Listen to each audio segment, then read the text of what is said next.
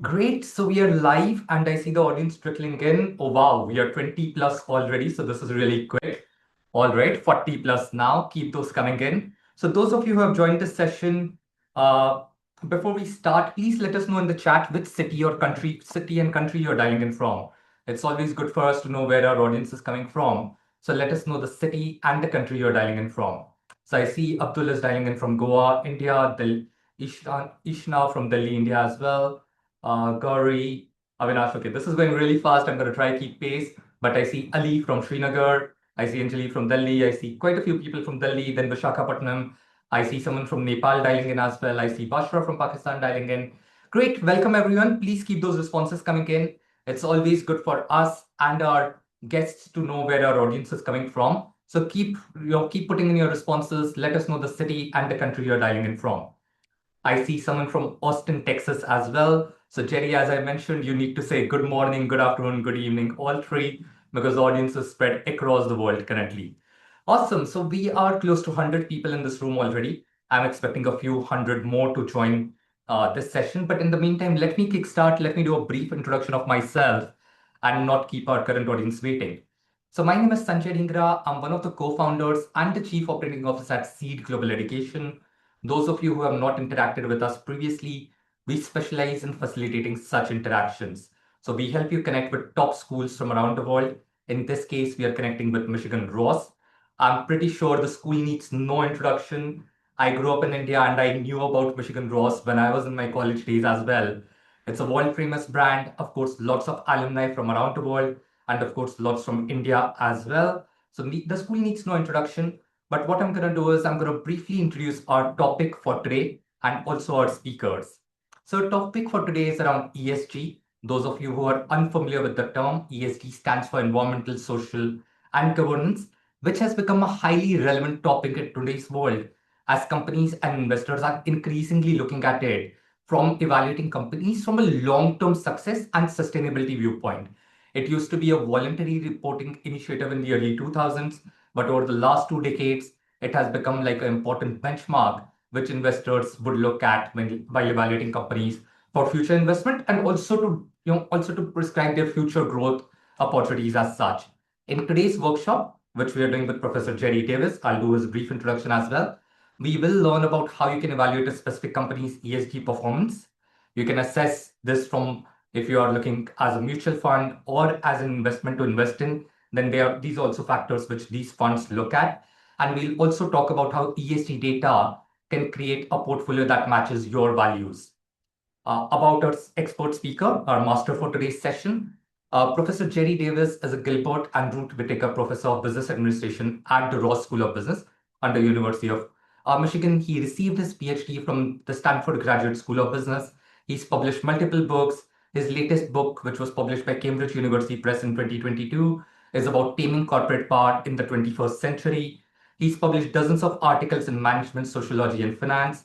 He's also the faculty director of Business Plus Impact Studio at Ross and co-teaches its award-winning course on designing equitable enterprises for a just energy transition. So I can go on and speak about Professor Davis and his credentials, but I'll let him talk to you more about this session and about himself. But before I do that, I want to run our first poll for the evening, which is going to go live on your screen right now. This is my question to the audience today evening or today morning or afternoon, depending on where you are. Why are you attending this workshop? What's motivated you to come into this session? What are you looking to learn out of this?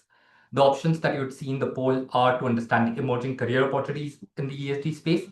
So, in case you want to build a career as a ESG specialist or someone who guides companies or advises companies in the space, it could be in consulting space, it could be on implementation stage. So, if that's your goal, then that's an option to look at. If you're just looking to learn how to effectively analyze ESG data and consequently improve your uh, investment. So sorry, I think there's a typo in that one, but it's about you want to help companies implement their improvement strategies. So choose that as an option. The third option is that you're looking to evaluate companies basis their ESG ratings for better investment decisions. Or if it's something else that's motivating you to attend this session, then that's the fourth option for you. I'm going to keep this poll open for another 10 seconds. So if you haven't responded, please do. I see 100 people have already responded, but keep those responses coming in. It's really good to know what your motivations are behind attending this session.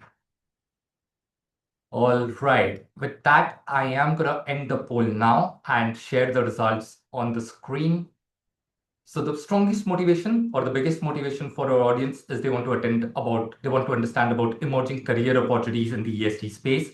So Jerry, I think you would be the best person to talk to them about the various opportunities that are opening up, followed by some of them are looking to implement the insights from ESG data to help companies improve their strategies, followed by some looking to do investment decisions or some other reason as well. With that, I'm going to stop my monologue and hand over the audience to you, Jerry.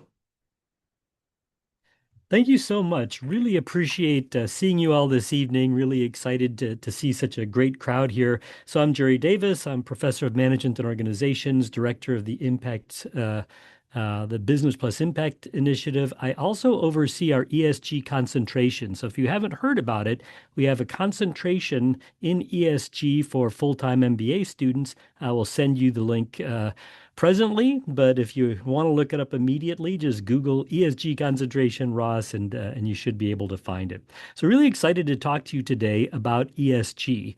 And I think you're going to learn lots of surprising things. That's what I'm aiming to accomplish with this session, is to teach you some new things about ESG.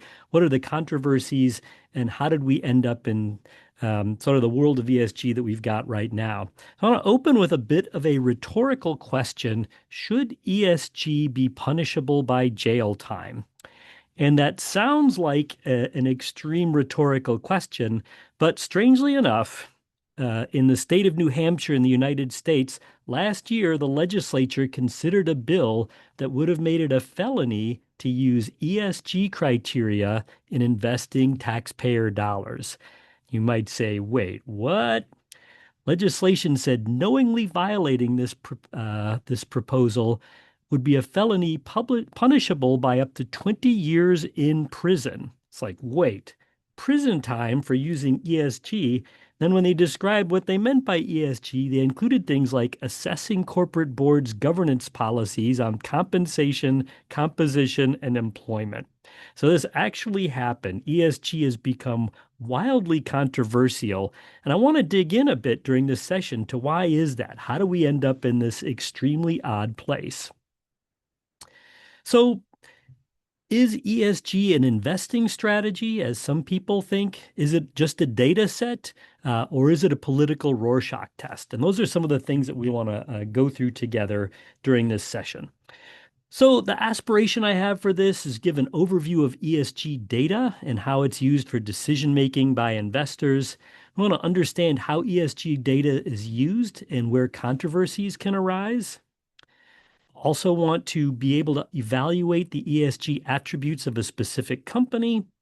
And then we want to think about how ESG fits into your MBA journey, which really fits with the poll that you just took. So what does ESG mean? It's a framework for assessing risks and opportunities of companies across three different domains. One of them is environmental, things like carbon emissions, impact on biodiversity. S is for social. It's about things like demography of the workforce, human rights, impact on communities. And last is governance. And this might be things like voting rights for different share classes, or the composition of the board of directors.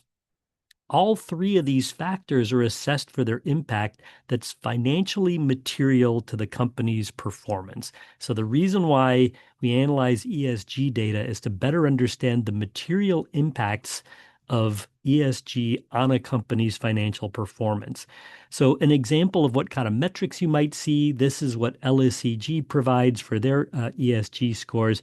Environmental, three big things: resource use, emissions, and innovation. Social, workforce, human rights, community, product responsibility. So community, labor, consumers, and governance, management, shareholders, and CSR.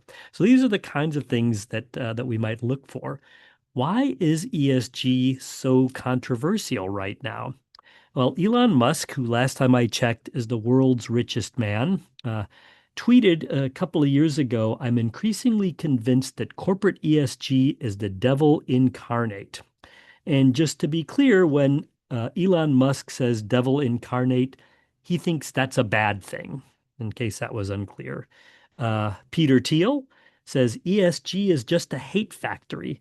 It's a factory for naming enemies, and we should not be allowing them to do that. When you think ESG, you should be thinking Chinese Communist Party. So just to be clear again, when Peter Thiel says Chinese Communist Party, he thinks that's a bad thing. So both of them are comparing it to the devil and the Chinese Communist Party. Mike Pence, who was the vice president a few years ago, says ESG is a pernicious strategy, that the left wing wants to use ESG to force companies to follow their agenda. So very controversial. And yet at the same time, CEOs are not abandoning ESG. In fact, a survey of CEOs, when asked in light of the recent backlash against DEI, how are you thinking about your company's diversity, equity, and inclusion? 46% said they're continuing, 48% said that they were increasing. So companies are not backing away from ESG, no matter what the controversies are. The more moderate take on all of this, which I prefer, comes from my friend Miguel Padro at the Aspen Institute. Miguel says ESG is just an abbreviation for categories of potentially investor relevant information that don't show up on a company's balance sheet. ESG is not an asset class. ESG is not an investment thesis exactly. It's really information that you don't get from annual reports and proxy statements. It's just additional information that investors might find relevant. Capital markets run on information. So just think of ESG as more rows in the spreadsheet you might use in evaluating a company. And that's really the take that I have on ESG. It's just data. So one of the fun issues is it's just data, but there's a lot of data providers out there. There are over 125 ESG ratings providers around the world. So many, you could start an ESG rating organization later today if you feel like it. Almost anybody can decide to post data about ESG. Some of the most visible ratings providers, the ones that we work with primarily at Ross, would be MSCI. So they use a rules-based methodology to assess a company's resilience to long-term industry material ESG risks. I want to be really clear here. They're not saying, is the company making the world a better place? They're asking, is the company resilient to long-term material risks? So it's about impact on the company, not the company's impact on the world. Sustainalytics, even bigger set, they don't use public information out there. They actually use analyst-based ESG risk ratings, but also it's about risks to the company. LSEG, based on verifiable reports, reported data in the public domain, hundreds of companies, hundreds of variables. And then there's Just Capital, whom I collaborated with in putting this presentation together.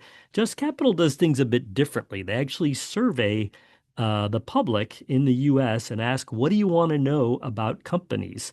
And turns out if you ask people what do they wish they knew, they'd say, well, is it a good place to work? Do they make good products that consumers like? Are they good for their communities? So they're really more different flavor of ESG from Just Capital.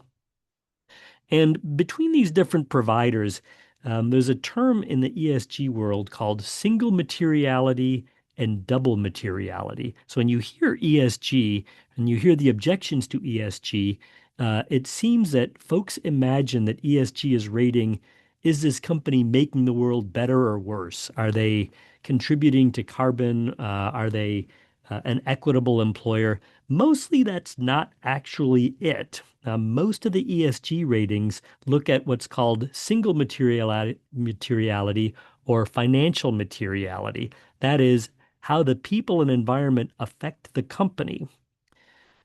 What the foes of ESG worry about is impact materiality, which is how the company affects people and the environment. So they're going in different directions. The impact of the world on the company, that's single materiality. If you add in the company's impact on the world, that's double materiality. I'll give you a flavor for what it is that these vendors provide and why there's so much surprising diversity. Let's look at ratings for Apple. So on the far left is MSCI, And you see that MSCI rates Apple as BBB. They use the same kind of categories that bond rating agencies would do, like Standard and Poor's. So they have CCC, B, and so on. And Apple is average, BBB rating from MSCI on their ESG. Move over to the next one, LSEG, and they give them 17.2. And in this case, low is good because it's rating the level of risk, and Apple is rated as low risk at 17.2. Um, Last, Sustainalytics gives Apple an 80 out of 100. For Sustainalytics, higher is better. So you can see letter grade, low is good because it's risk, high is good because it's ESG. The ratings really are not exactly comparable to each other. So there's a bit of diversity there. And then when you look at ESG, it'll show you a bar chart showing questions about workers, communities, customers, shareholders, and the environment. And you get a taste for how are they doing within their industry and in the investment world overall. So Apple is number one in their industry for workers, number two for communities, number two for customers, and so on. So you get a pretty different flavor. And the point I want you to take away from this is that different ratings providers can come to different conclusions about the same companies because they each use a unique process and circumstances to evaluate companies. That's just really important. There's a lot of diversity among ESG providers. It is not yet standardized. Well, how might this matter for anything you care about? How do the different ratings matter? A few years ago, the Wall Street Journal did a fun little study where they compared three of the big rankings to look at what was the financial impact of being high, medium, or low on ESG ratings. And what the Wall Street Journal was trying to ask is it true that you can do well by doing good? That if you invest in companies that have high ESG scores, that you will get superior financial performance. And so they did this by taking three of the big ratings providers, Sustainalytics, MSCI, and Refinitiv, and they divided companies into uh, good, average, or poor in their ESG ratings, and then looked at those companies' financial performance relative to the S&P 500. And there's a little bit murky to see, but if you look at the lower row, here's what you will discover. For Sustainalytics, companies with average ESG ratings had the highest performance. For MSCI, companies with poor ESG ratings had the highest performance. And for LSEG or Refinitiv, they were mostly about the same. And so you might be throwing your hands up and saying, wait a minute, this looks pretty sketchy to me. How can it be that they're evaluating the same companies, coming to really different evaluations with different performance implications? Well, that is an entirely reasonable question to answer here. Um, I think the moral of the story, from my perspective, is that ESG data may not allow you to do well by doing good.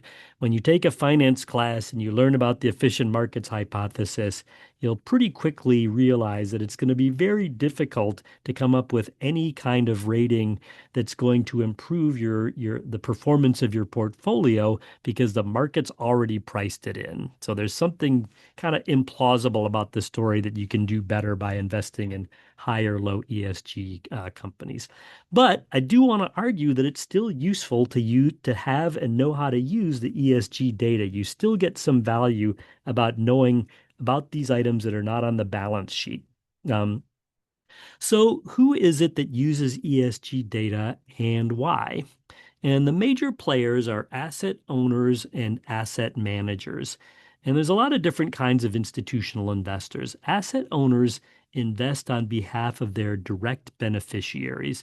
So typically, these funds are responsible for investing employees and employers' contributions for retirement or long-term health care.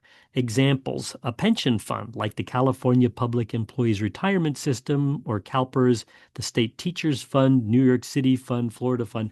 These are all pension funds where fiduciaries that are working in these funds, they are investing on behalf of the people that are actually receiving the money, and the money is held in-house. There's also labor or union organizations like the SEIU that also have pension funds. So that's asset owners. They're investing money on their own behalf. Asset managers invest on behalf of clients as fiduciaries. So in this case, managers pool money from investors. They make the investment choices, typically vote the proxies. So this might be something like mutual funds or ETF providers like BlackRock, State Street, Vanguard, hedge funds like Pershing Square or Starboard Value Fund.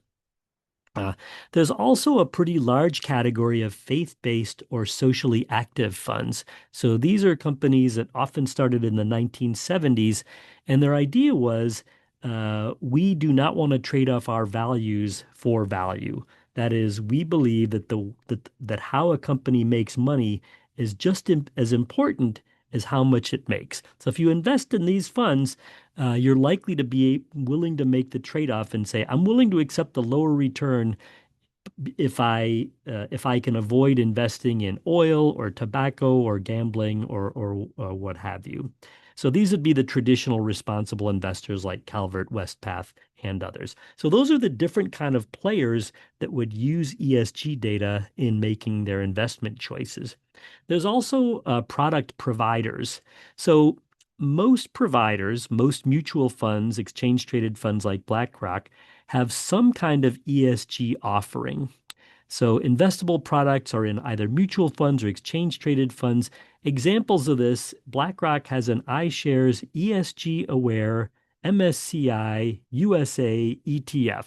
And I think this is the funniest name for a business ever because it's so many acronyms in a row. So BlackRock, they have the iShares one, ESG for environment, social governance. They're using MSCI data to make their investment choices. So MSCI was that rating company. It's the USA, that one we know what that is, and it's an exchange traded fund. So very long title there. Goldman Sachs has a Just Capital ETF based on the Just Capital rankings. And then Calvert offers a responsible index ETF as well. So these are all ESG, these are all funds that are screened using ESG data from MSCI or Just or others, and then you can buy them as investment products. There's some pitfalls in constructing an ESG portfolio. So one is diversification. If you say, I want to lower the amount of carbon that is involved in my portfolio, you might end up with all tech and no oil companies. That might be great, but it sort of might under diversify you. So you might get some industry concentration depending on what you consider to be ESG relevant. Okay, so I want to do a little live demonstration here with all of you. How might I use ESG data as an MBA student or a prospective employee to evaluate a specific company? So imagine that you come to Ross, as I hope you all do, and that you want to use ESG data to evaluate a recruiter.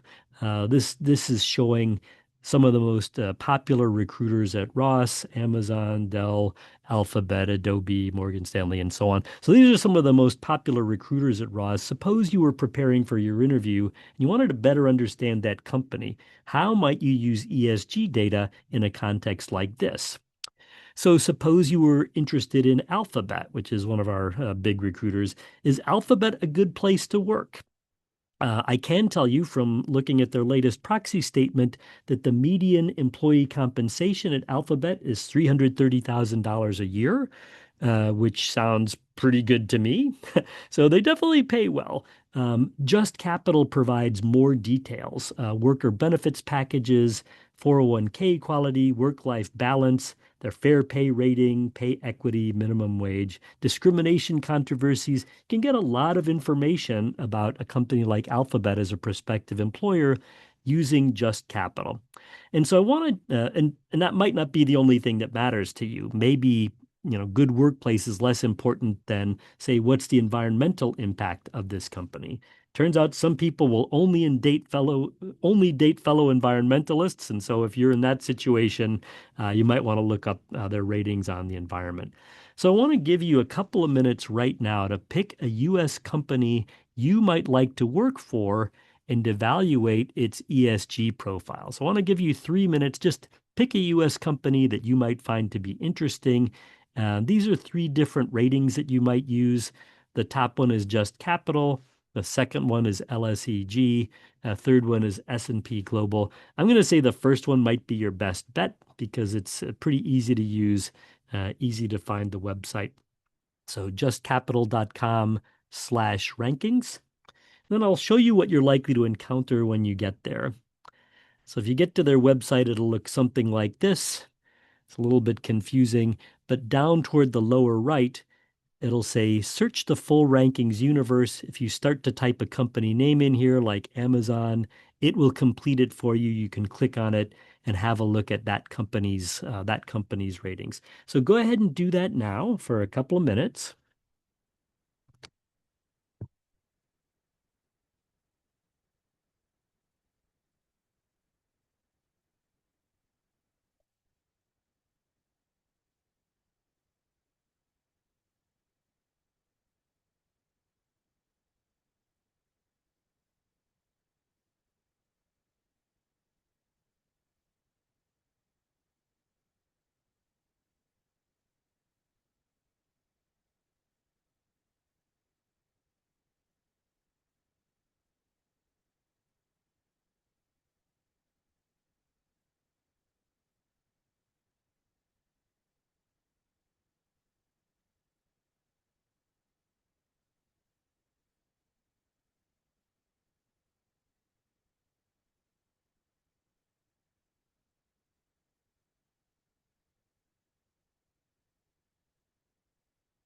Let's take about 20 more seconds.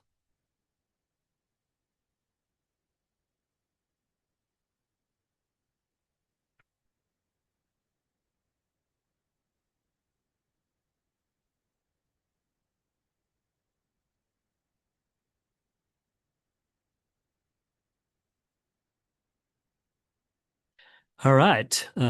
Thank you for trying that out. If you didn't get a chance, you can go back to the website later or the LSEG. Some of the vendors will make publicly available what their ratings are. Just Capital is one of those, LSEG. Some of them you can't really get a lot of information because they consider it to be proprietary. But what's fun to look at is when you get different providers like Just and LSEG evaluating the same company but coming to pretty different conclusions. So that should be informative for us. Raters can come to different conclusions about the very same companies depending on what it is that they're evaluating. So we need to keep that in mind when thinking about ESG as a category. So when we do this in class, we tend to do it as more of a group activity to evaluate some favorite recruiters. All right. So how might I use ESG data to design a portfolio? And this might seem a little bit advanced, but we do this in class as an in-class exercise where teams of people design a portfolio. And partly this reflects my own perspective that um, finance isn't as hard as a lot of people think it is. Coming up with a design for a portfolio is not really quite as mysterious as a lot of people might make it out to be. But how do I use ESG data to design a portfolio? And there are several considerations might want to take into account here. So one of them is, what are the priorities of the fund? Is it value or values? Suppose you're working with a client that wants a $10 million portfolio. What do they care most about? What is the thing that drives their investment choices? Is it about value or is it about values? What universe do you use to design this portfolio? Do you look only at stocks and bonds? Do you include other asset classes like newer startups or real estate or things like that? Do you look only at the US or do you look more globally? Only large cap companies, mid cap, small cap? Do you try to cover sort of the whole waterfront there? Do you focus on value or growth companies? So a lot of choices about what universe to use.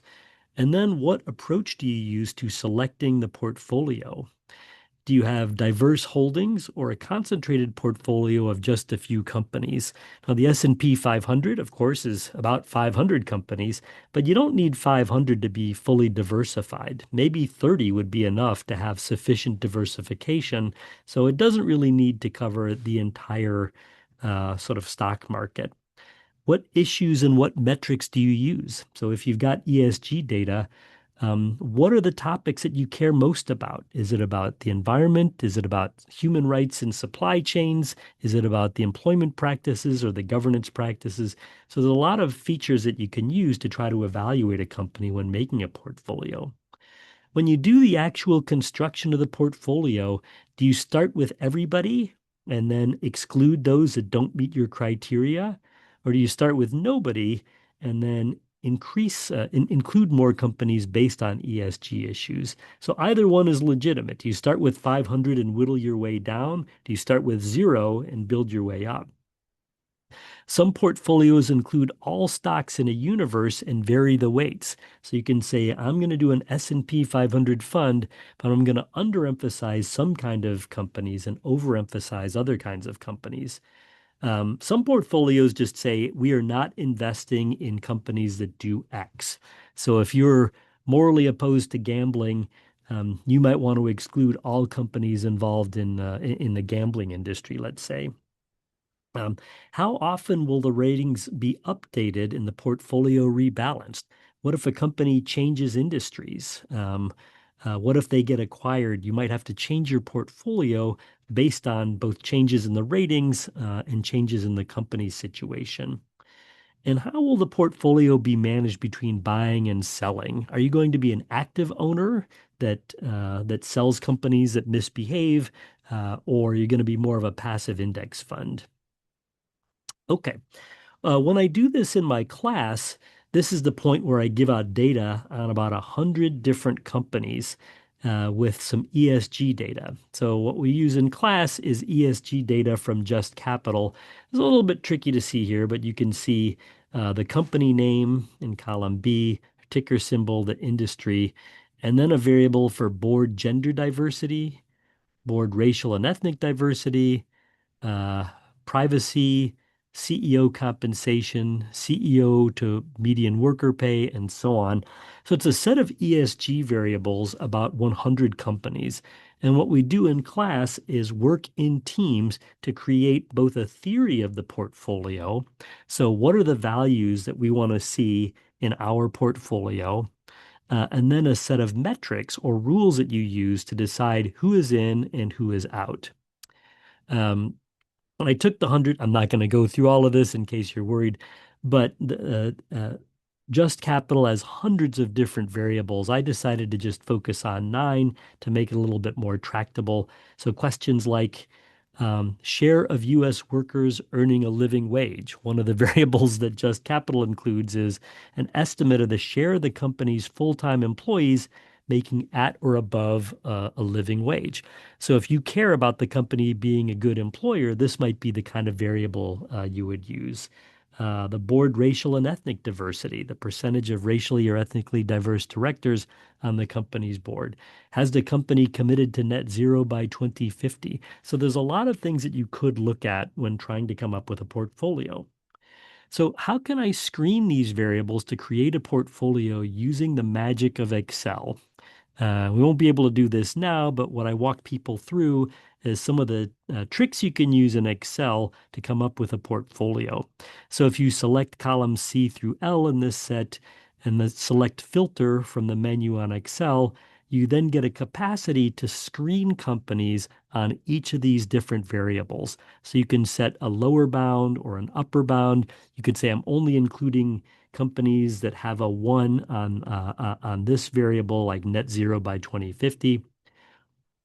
And for each variable you use, you can use number filters in Excel. I know this is getting a little bit into the weeds, but I just wanted to show you what it is that you might learn if you come to Ross about creating an ESG portfolio. We do all this fairly quickly, but you can instantly get an understanding of how easy or hard is it to create an ESG portfolio.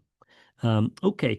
Uh, I don't know if we've got a minute for this or not, but one of the things that I like to do in my courses is interview experts around the world on current events and get a more updated sense of what's going on in the world. So Ross has tens of thousands of alumni around the world, a lot of friends of the school. And when I'm teaching a class on a topic, I might say, I really want to better understand what's going on with Apple's supply chain in China. I know an expert that worked in China with Apple. I'm going to do a quick video interview.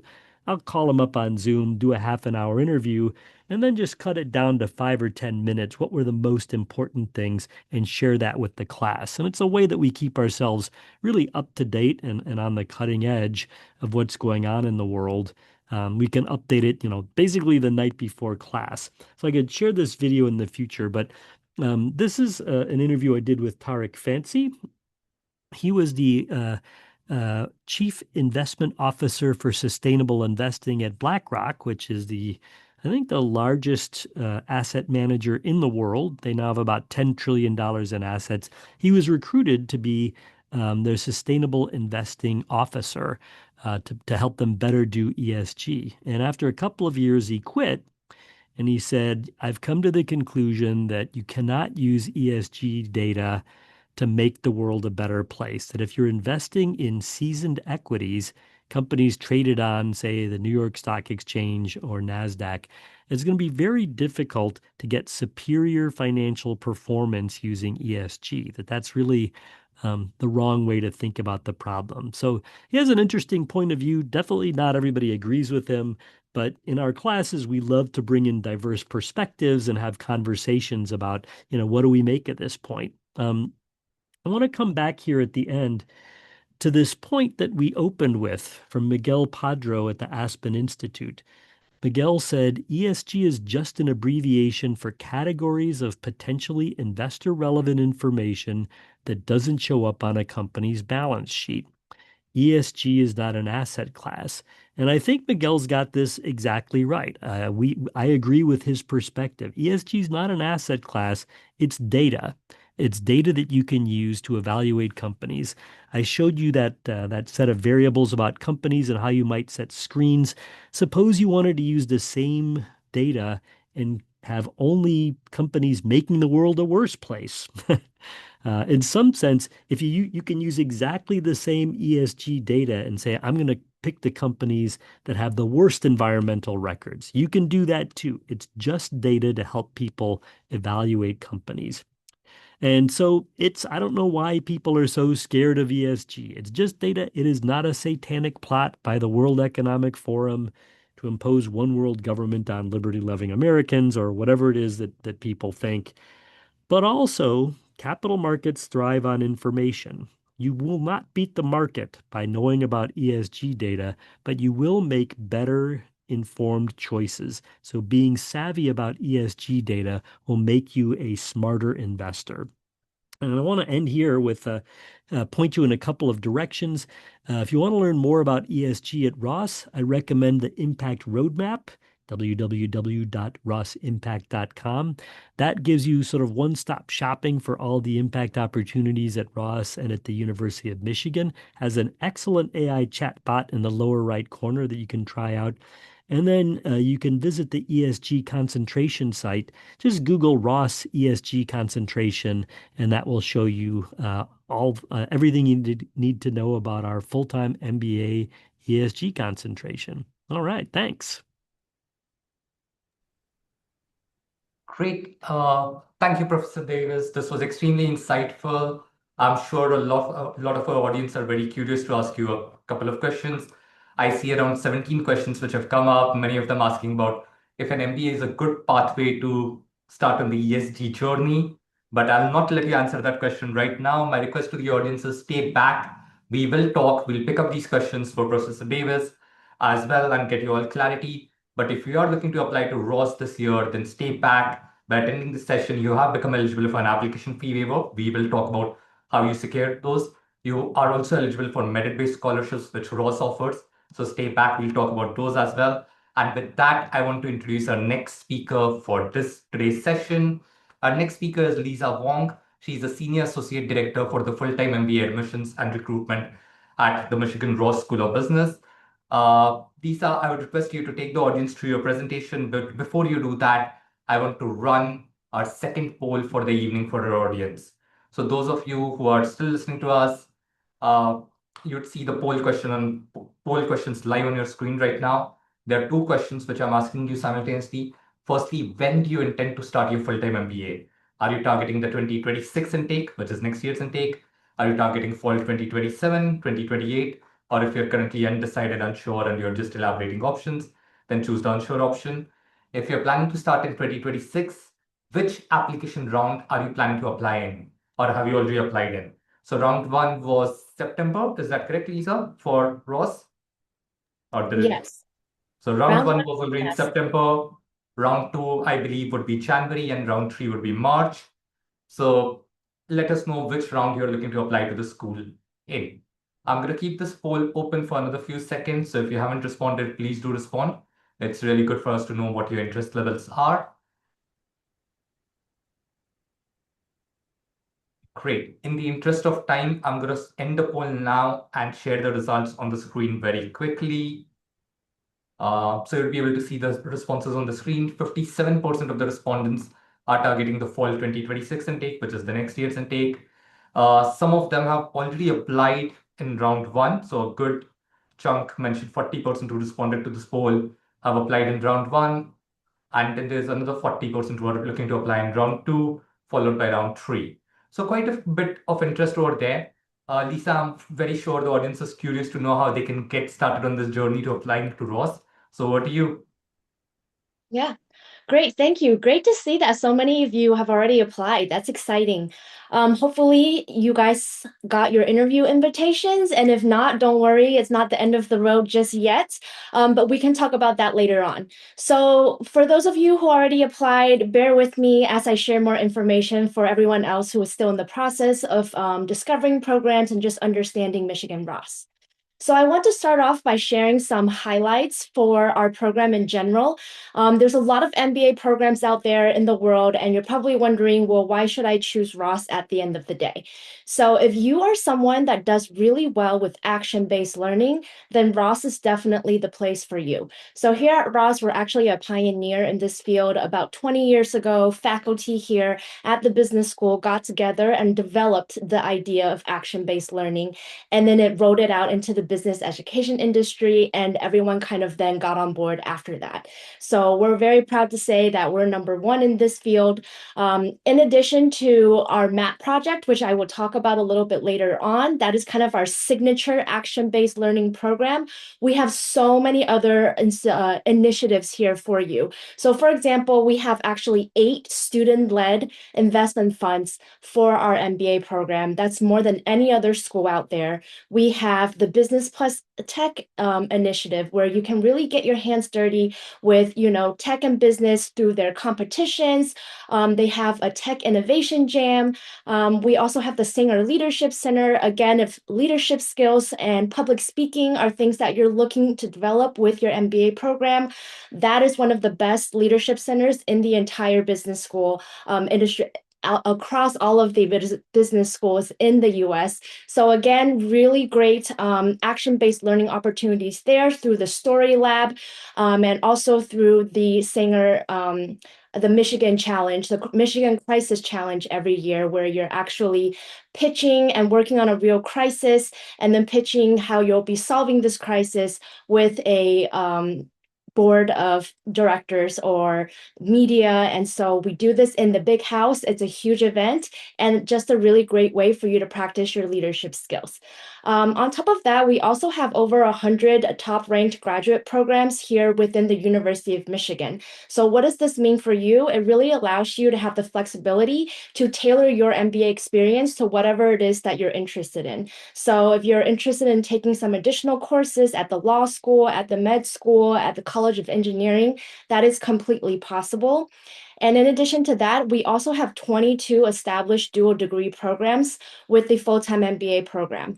And if that's not enough for you, and you're like, none of these 22 dual degree programs look exciting to me, you can actually create your own dual degree program with our academic advising team. So very flexible. On top of that, we have a lot of different concentrations. You've already heard about the ESG concentration, but we also have data and business analytics. We have the healthcare concentration, design thinking, and recently we just launched our AI concentration. So very exciting, very diverse opportunities for anyone that's out there wishing to pursue whatever it is. Next up, you've heard about this already, but we have a great alumni community within the University of Michigan. It's one of the largest alumni community within the entire world, and it's one of the most effective alumni communities as well. So what does this actually mean? It means that if you reach out to some of our alums on LinkedIn, without any prior, notice, you don't know any of these people, 8 out of 10 times they're going to respond to you. And I hear that all the time from prospective students, just how responsive our alumni community is and how willing they are to support you, even though they don't even know who you are. And I think that's one of the biggest benefits that you can take away from your MBA too, is coming out with a strong, effective alumni network that's going to support you for the rest of your career. And you're going to create and make you're going to make wonderful friends along the way that you can even call your family down the road. And next, I want to talk about our career development office and the ROI that everyone is really focused on right now for an MBA. So recently, our alumni were surveyed for the Financial Times survey based on their short-term career objectives and whether they were achieved. So whatever it is that you came to an MBA for, right? Whether it's increasing your soft skills, increasing your salary, pivoting into a new industry or field, whatever that goal was, they asked our alumni, well, did you achieve it? And they did this with all of the top MBA programs, and we actually came out #1 in aims achieved. I think this speaks a lot for the types of career development support that we have here for our students, for the brand and reputation of Michigan Ross, and also for the type of support that you'll have with the alumni network as well. And we can talk a little bit more about that later on because I do have a career slide.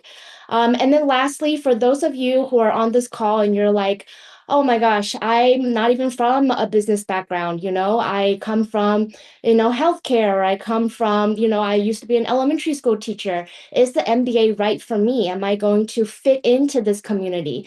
I want to assure you that you will absolutely fit in because 95% of our students are actually career changers. And so whether it be in functional or industry shifts, like I said, most of the students coming to Ross are hoping to pivot and change their career. I mean, we definitely still do have the traditional business students who, they're from consulting and they want to go back to consulting, but the majority are trying to change it up in some way. And so we, again, have a lot of structured career support for you along the way, and as well as just years of experience doing this to help students achieve their goals after their MBA program. So next up, I want to talk about some things that we're really excited about.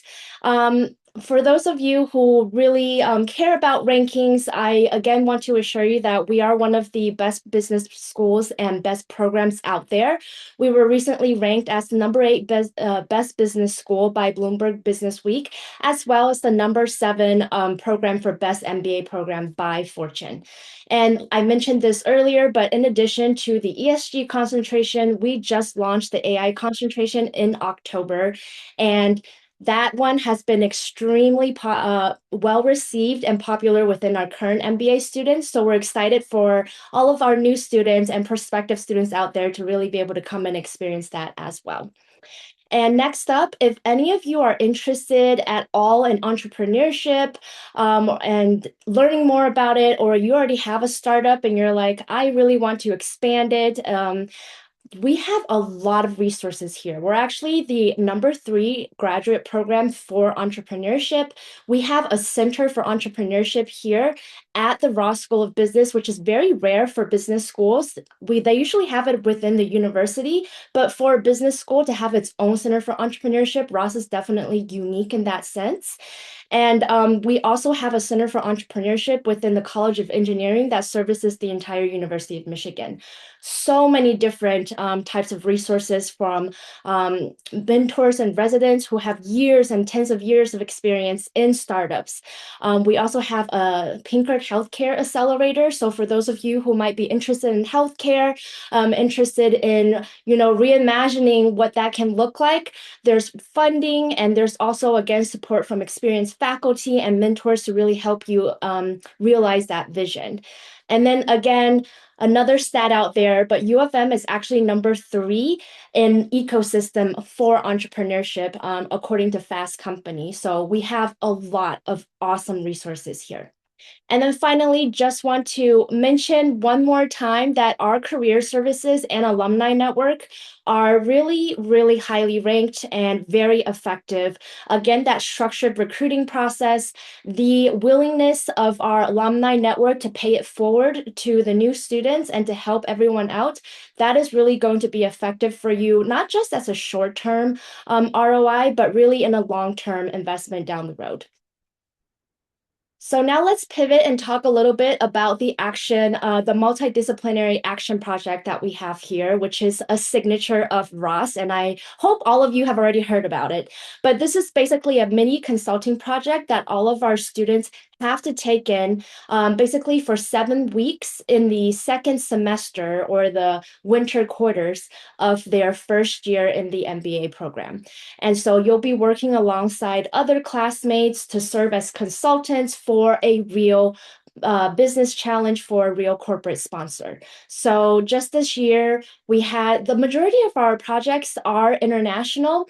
And so you will have about 90 to 100 projects that you can actually choose from. So this is not something that you'll just be assigned, but you actually get to choose your project based on, whether it is you want to dive deeper into a subject, or if you're like, hey, I really want to use this opportunity to learn something completely new that I've never heard about before, you really have that choice. And so you get to rank it from 1 to 10. And then from there, our Office of Action-Based Learning will be able to match you with a company's with a company in your top 10. And most of our students have been able to secure a top 5 choice.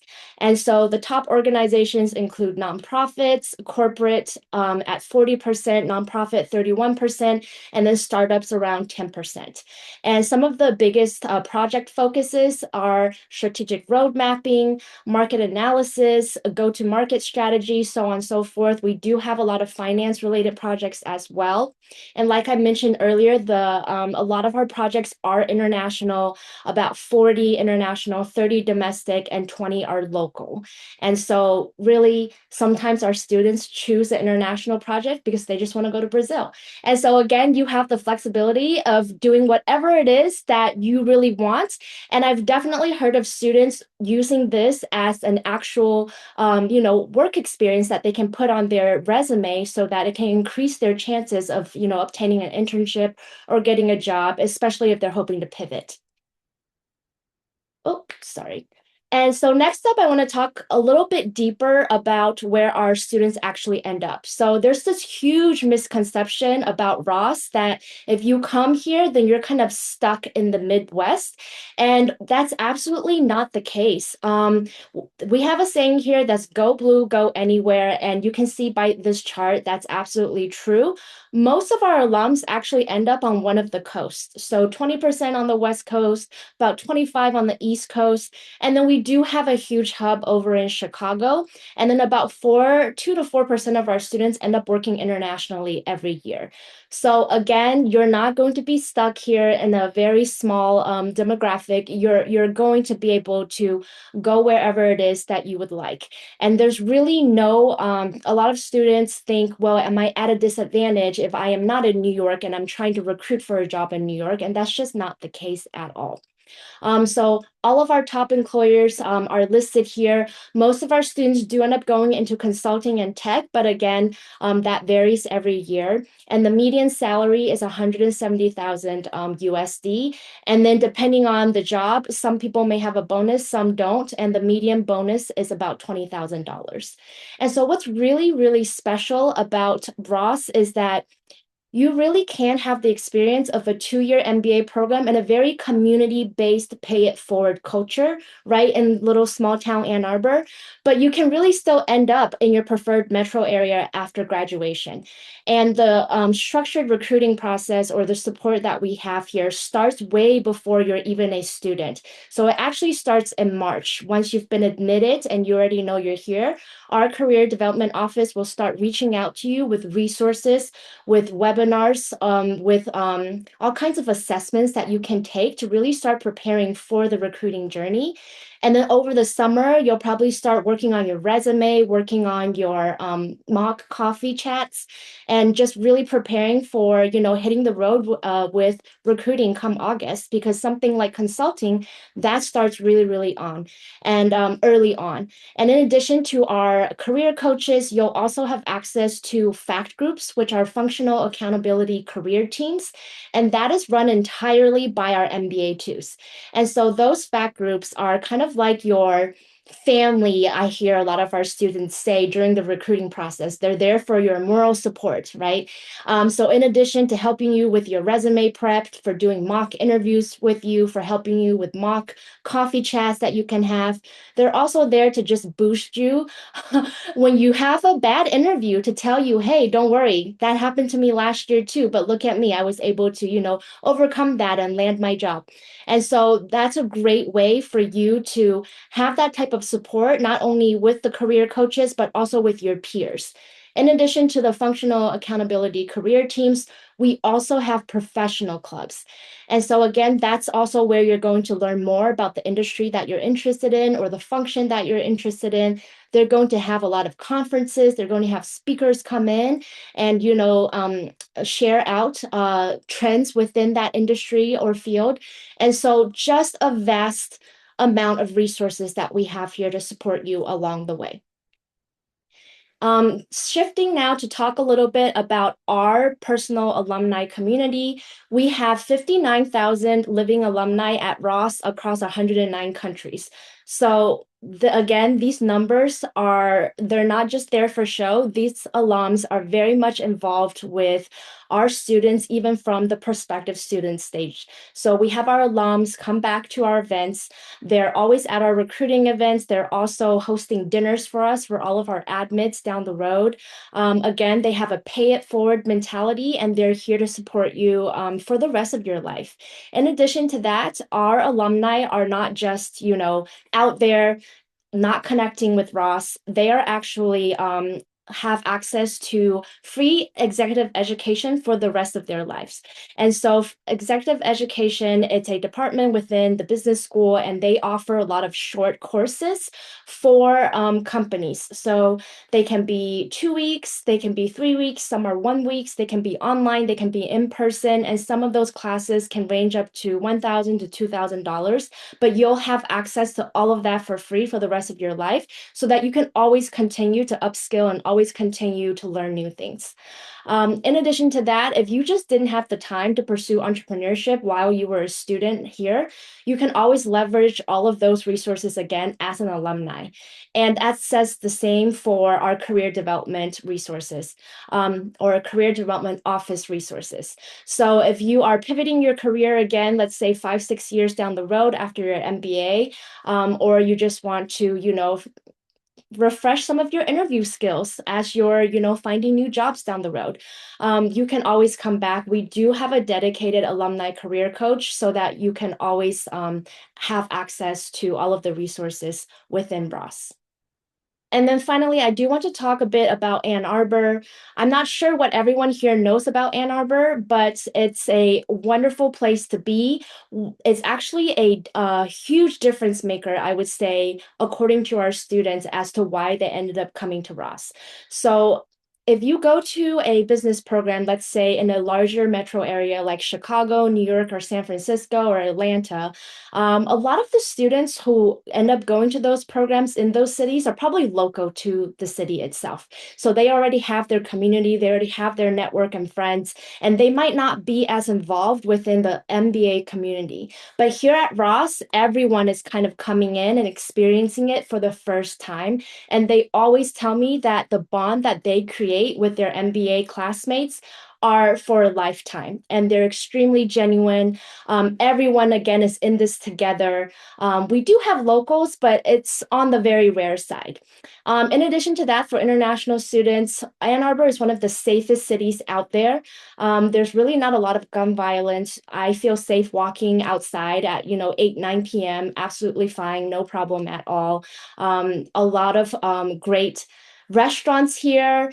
Always something going on. I don't know if any of you watch American football, but that is huge here in Ann Arbor. We have a great football team. We were the national champions 2 years ago. We're making a comeback. And we also have a great basketball team, hockey team, gymnastics, just so much going on within the University of Michigan, within the Ann Arbor city. And then also we're only like 20, 30 minutes from Detroit and the Detroit airport, which is absolutely amazing. There's no traffic to get there. There's a Delta hub, so you can fly in, fly out very easily. And overall, Ann Arbor is just a great way to spend your 2 years. And if you're worried about the weather, I will say I am not from the north. I also grew up in the south in Florida and Georgia. So this is definitely the coldest place I've lived. But just get yourself, a puffer from head to toe and you'll be good. And you can always take vacations outside to somewhere warm. Our students are always going to Colombia or Cancun during the winter time just to get away from it.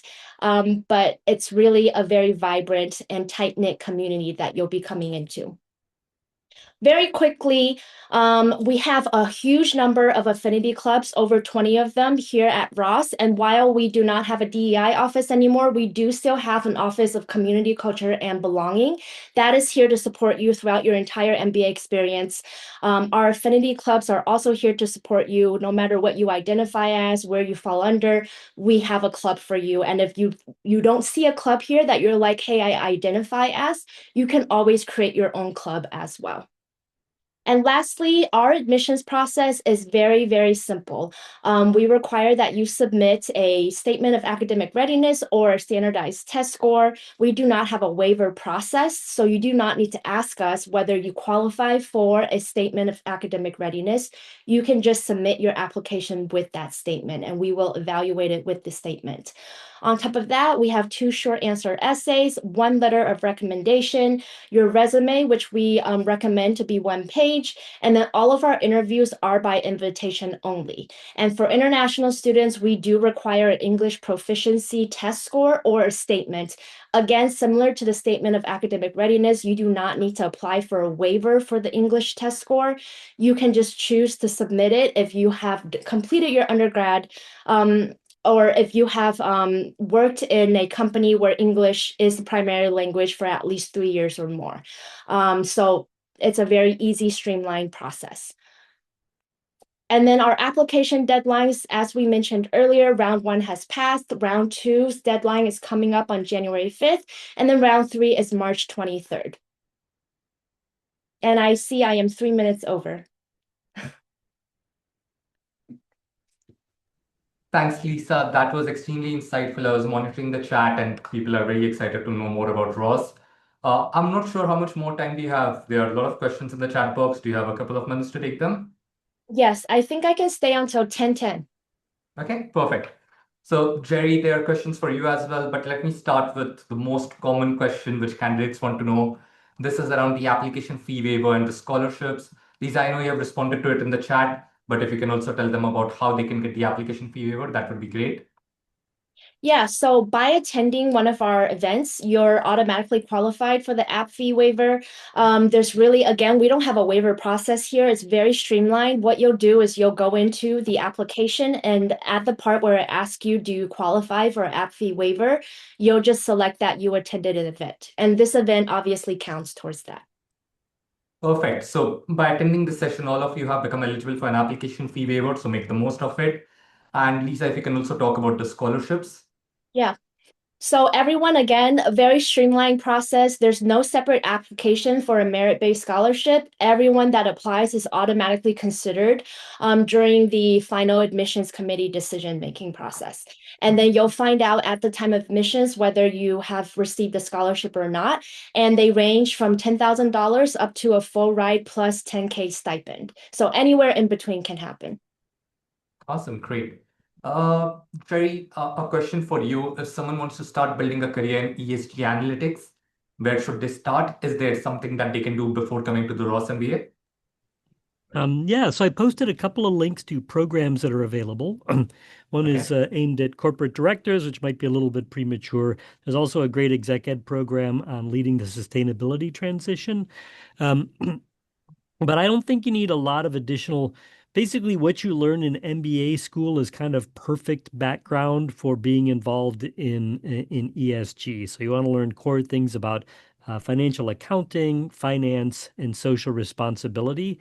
And then the ESG concentration courses that we offer, they're actually pretty diverse. So they're within the Ross School, but also in public policy, law, social work, school for environment and sustainability.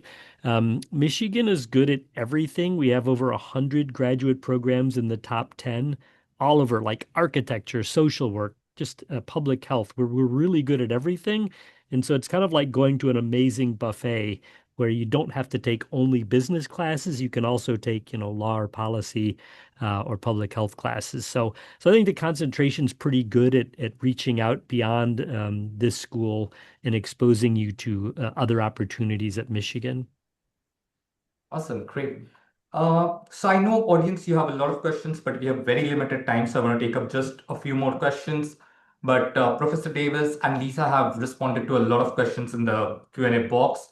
So what you can do is you can go to the answered questions and see their responses. A lot of those responses may be relevant to your question as well. Uh, Lisa, I want to take up one question for you. This is around the support services for international students. So if Yeah. you can talk a little bit more about how Ross helps its international community assimilate into the culture better and what kind of support is available to them. Yeah, that's a great question. So, in addition to the affinity clubs that I talk about, which really support our students from very early on, right?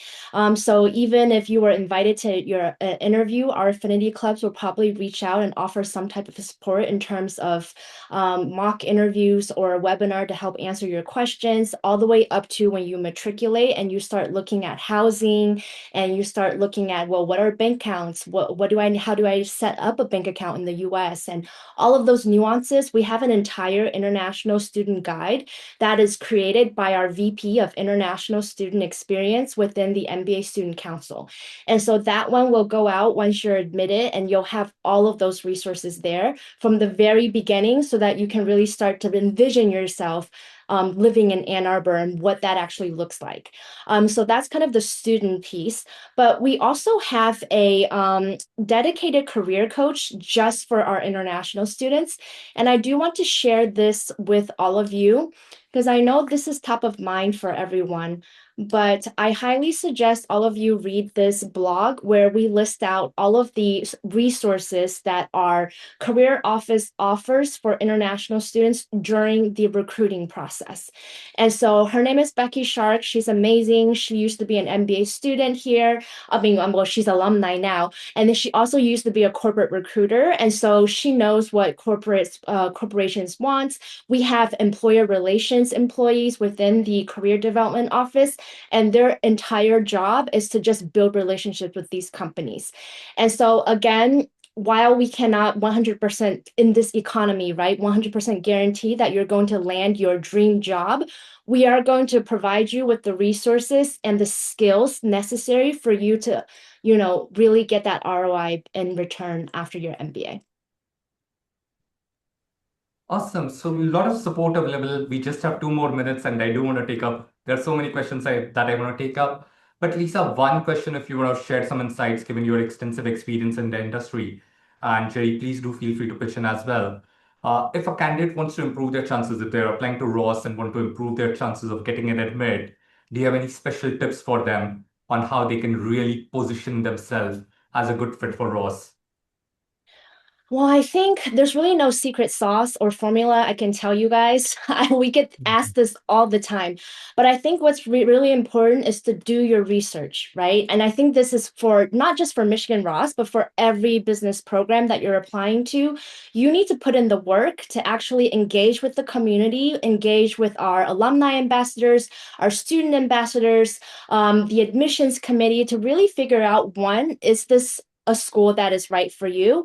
What are your, short-term goals? How is this program going to help you achieve those goals? Because that's also a very important aspect is, does your YMBA make sense? And does the now make sense as well in terms of timing? And then finally, again, just how are our specific programs going to help you achieve that goal? Just being able to genuinely do those things, you're already at a really great, I would say, spot, because you would be surprised how many of our applicants, you can just tell from the application that they've done absolutely nothing to put in the effort to even get to know Michigan Ross. They've probably used the same essay within like 4 other schools and just, tweaked it a little bit. And so that type of genuine commitment to researching the program is very important and probably one of the biggest tips that I would give to everyone out there. And then again, just be genuine, prepare the best you can, start early. If you're trying to apply for round 2, deadline of January 5th, now is probably too late for you to just be starting your application. You probably should have started half a year ago, because you need to get your letter of recommender up to speed too. You need to prepare your test scores if you plan on taking one. Your essays are going to take time again. So give yourself the time to prepare in advance. And then just do your best. That's absolutely great advice and makes sense. Unfortunately, we are over time for the session. My quick last point to the audience. In a few weeks from now, we are going to plan small group meetings with the Ross team. So I see a lot of questions about specific profiles that have come in. So Dania, yours, Bushra, where you are asking specific profile related questions. In a few weeks from now, we are going to plan small group meetings with Lisa and her team. So at that time, you can come in, you can register for that session. There will be 4 or 5 people in that interaction. So you can discuss your individual profiles with the Ross team and get any feedback or answer to your queries that you may have about your specific profiles.